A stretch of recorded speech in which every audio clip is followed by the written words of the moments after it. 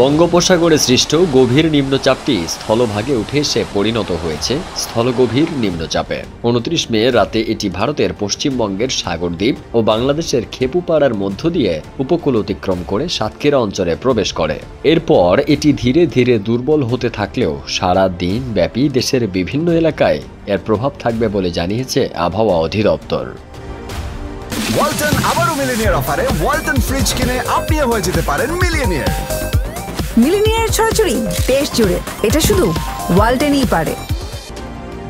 সর্বশেষ সতর্কবার্তায় বলা হয়েছে, নিম্নচাপটি বর্তমানে সাতক্ষীরা ও আশপাশের এলাকায় অবস্থান করছে এবং এটি সামনে অগ্রসর হতে পারে। ফলে ময়মনসিংহ, খুলনা, বরিশাল, চট্টগ্রাম ও সিলেট বিভাগের অনেক জায়গায় ৩০ মে দিনভর ভারী থেকে অতি ভারী বৃষ্টিপাত হতে পারে। আবহাওয়াবিদ এ.কে.এম. নাজমুল হক জানিয়েছেন, নিম্নচাপটি এখনও স্থলগভীর নিম্নচাপ হিসেবে সক্রিয় এবং ধীরে ধীরে উত্তরের দিকে এগিয়ে যাচ্ছে।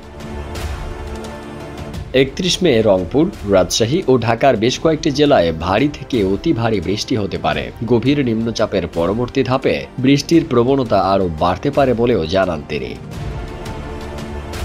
এদিকে নিম্নচাপের প্রভাবে ২৯ মে ফেরি চলাচল বন্ধ হয়ে যায় দেশের বিভিন্ন রুটে। অতিরিক্ত বৃষ্টির কারণে রাজধানী সহ বিভিন্ন শহরে জলাবদ্ধতা দেখা দিয়েছে। দক্ষিণাঞ্চলে জোয়ার ও বৃষ্টির মিলিত আঘাতে জনজীবন চরমভাবে ব্যাহত হয়েছে।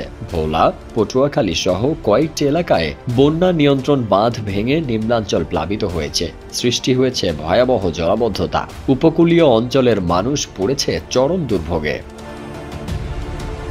সতর্কতা হিসেবে জনসাধারণকে স্থানীয় প্রশাসন ও আবহাওয়া অধিদপ্তরের নির্দেশনা মেনে চলার আহ্বান জানানো হয়েছে।